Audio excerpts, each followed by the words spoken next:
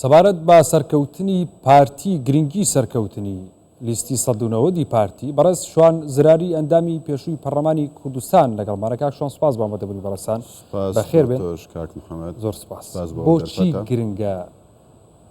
پارتی دیموکراتی کوردستان سەرکەوتوو بێ؟ خۆی ئەگەر ئێمە بگەڕێینەوە ڕابردوو لە چەندین نۆ کابینەی ڕابردووی حکوومەتی هەرێمی کوردستان لە هەموو ئەو قۆناغانەی کە پارتی چ لە سەردەمی ڕژێمی بەعزدا پێیدا تێپەڕی چ لە سەردەمی دوای ڕژێمی بەعز لە پرۆسەی ئازادی ئەگەر سەیر بکەین جدیەت و بابەتی نەتەوەیی و پاراستنی قوارەی هەرێمی کوردستان تەنها پارتی بوو با بڵێین داکۆچی لەسەر کردیە و ئەوانەی دژی قوارەی هەرێمی کوردستانیشن تەنها پارتی دەبینن لە ساحەکە کە با بڵێین قوارەکە دەپارێزی و ناهەڵێ هیچ کاتێک نەیارەکان بێن مافەکانی پێشێڵ. گرنگی سەرکەوتنی پارتی بەشێکی ئەوەیە کە قواری هەرێمی کوردستانە پارێزێ. خۆی ئەگەر سیر بکەی ئێستا بەشێک لەلایەنە عێراقیەکان پالپشتی چەند لایەنێکی هەرێمی کوردستان دەکەن بۆ ئەوەی کە پارتی بە حیسابی خۆیان زعیف بکەن و نەهێڵن ئەو توانا و ئەو هێزەی پێشتر هەی بوو بیمێنێتن. خۆی بابەتەکە لەوە خۆی دەبینێتەوە کە پارتی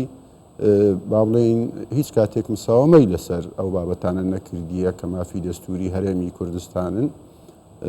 هەروەک جەنابی سەرۆکی حکوومەت ئاماژەی پێکرد وتی ئێوە تا ئەو کاتە ڕێز و حرمەتتان هەیە لای نەیارەکانی کورد تا ئەو کاتەی پارتی وجودی هەیە کە پارتی وجودی نەما وەکو ئەوانەی پێشی خۆیان کە خۆیان شاهدی ئەوەیاندا کە خۆیان تەسلیمی حکوومەتەکانی پێشووتری عێراق کرد چەندە بێ بایەخ و بێ ئەرزش بوون لەوێن دەر ئەو کات. باشە تێکەڵکردنی ئەجێدای دەرەکی تا چەندە تێکەڵی بانگەشەی بەشێکی زۆر لە لایەنەکان لە هەرێمی کوردستان کراوە بێجگە لە پارتی؟ خۆی بەداخەوە ئەگەر ئێمە سیر بکەین لایەنێکی کە بە زەبر و زەنگ و بەهێزی ئەسکەرتاری بەشێکی کوردستانی لەدەستگرتووە و بەڕێوەی دەبا ئەگەر ئەجێندای دەرەکی و پاڵپشتی دەرەکی نەبێتن ترس و تۆقاندن نەبێ زەبر و زەنگ نەبێ ئەوانە خەڵکیان لەگەردا نییە و من نەحەقیان ناگرم مافی خۆیانە مادام مەبدەئیان ئەوەیە تەنها کار بۆ وجودی خۆیان بکەن دەبێت لەسەر ئەجێنداکانی دەرەوە کار بکەن بۆ ئەوەی چونکە ئەگەر دیموکراسیەت و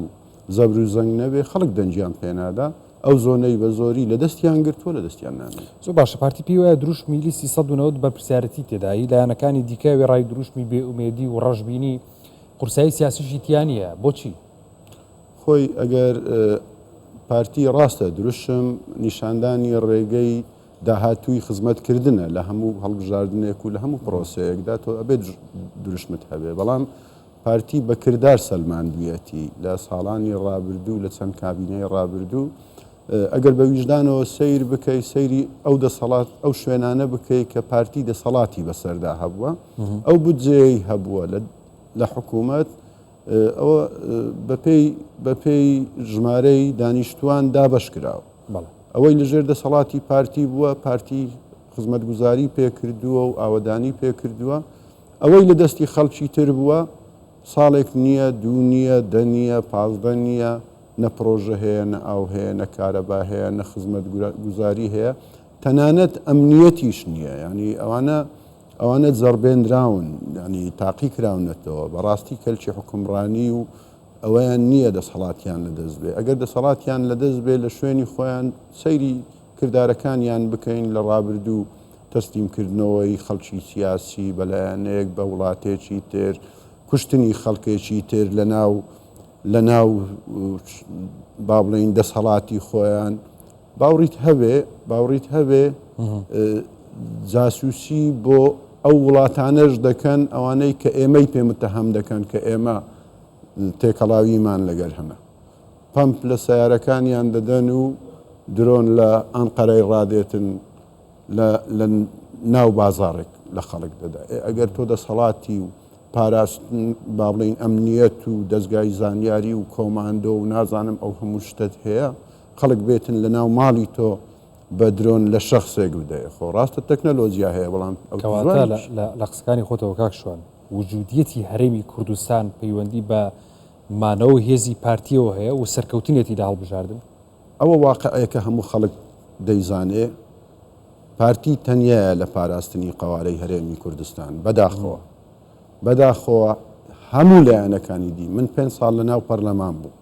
یەک لایەنم نەدید بەوانەی کە بەشدار بوون لەگەرەمە لە حکوومەت بەوانەی کە ئۆپۆزیسیۆنیش بوون ڕۆژێک لە ڕۆژان نەمدید لایەنێک بێتن بڵێ کاکە وەڵا ئەمە ڕاستە خلافمان هەیە لەسەر ئەو بابەتە لەسەر ئەوە بەڵام ئەو بابەتە نەتەوەییە و ئێمە ویجدانی خۆمان مرتاح دەکەین لەو بابەتە لەگەڵتان دەبین ئەوانە بڕیاری خۆیانداوە هەرچی پارتی بی کاتن باش نییە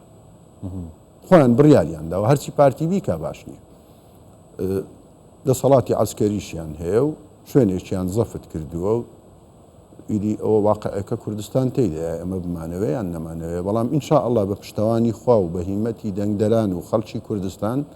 خەڵک زۆر باش لەوانە تێگەیشتووە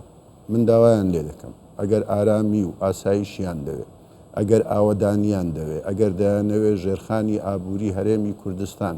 لەو شوێنانەی دەسەڵاتی ئەو برادەرانە هەر هیچ نەبێ وەکو هەولێر و دهۆک و ئەو شوێنانەی لێبێ کە پارتی حکومڕانی لێ دەکا ئەوە 5 ڕۆژمانمەیە با متمانە بە پارتی بدەن ئێمە بەردەوامین وەکو جەنابی سەرۆشی هەرێم و جەنابی سەرۆشی حکوومەت و فەرموودەی جەنابی سەرۆک بارزانیە ئێمە لە کاتی بەهێزبووندا دەستی ئاشتیمان بۆ هەموو لایەنەکان درێژ کردووە لەو کاتانەی کە توانیمانە حکوومەتی بەتەنیا دابمەزرێنین و تەشکیل بکەین ئەو کاتیش ئێمە حکوومەتی بنکە فراوان و هەمەلایەنمان دروست کردووە ئێمە نامانەوێ بە تاکڕەوی دەسەڵات بەڕێوە بەرین بەڵام ناشمانەوێ حکوومەتێک هەبێ دوو ئیدارە و دوو ئەجێندا و ڕۆژێک تۆ لە ئیمتیازەکان و لە پشکەکان لە حکوومەت بەشدار بی و لە بازاڕ و لەسەر تیڤیەکانیش ئۆپۆزیسیۆنەکی سەرسەختی بەناحەق بەبێ ویژدانی باسی حکوومەت بکەین باشە بەشێکی زۆر لە قسەی خۆتەوە ئۆپۆزیسیۆن بەشێکی زۆر لە لایەنەکان بەشدار بوون لە حکوومەتە ئێستا لە بانگەشەی هەڵبژاردنەکان ئەوەی سێرەکاشوان ڕێک وەکو ئۆپۆزیسیۆن دەرەکەون ئۆپۆزیسیۆنێک کە ڕۆژێک لە ڕۆژان هەر بینای ئەنجومەنی وەزیرانی نەبینی بێ هەر نەچوو بێتە پەرلەمانیشەوە بۆ ئەوە ئێمە کێشەمان لەگەر ئەو بابەتە هەبوو باوەڕیت هەبێ کە چاویان بە کامیراکەت لە ناو کۆبوونەوەکانی پەرلەمان شکلێک بوون برادری وامان تێدا بوو کە ئەچوینە ئەو دی و بۆ جگەرە خواردن پێم ئەوت تۆ ویژدانت ئەوەی وتت باوەڕیت پێە ئەیوت کاکشوان ئەوە سیاسەتە کاکە سیاست خۆ سیاسەتیش ئەبێ ئەخلاق و ئەدەبێکی تێدا بێت تۆ ئەگەر باوەڕت بە قسەک نییە چاوت بە شاشەی تەلیڤیزیۆن بکەوی و بێویژدانی بکەیت تۆ نوێنەری خەڵکی بە دەنجی خەڵک هاتووی تا ئەو پەرلەمانە خۆ هیچ نائەبێ ئینسافێکت تیاابێ جاچیەکە بەڵێ بەڕست شوان زراری ئەندەمی پێشووی پەرلەمانی کوردستان لەگەڵ مابووی سوپاس بۆ ئەمەدەبوونی بەڕستان کاکشوان بەخێر بێت سپاس بۆ تۆی بەڕێز و سپاس بۆ ئەو دەرفەتە سپاس بۆ بینەرانی زۆر بەخێر بێت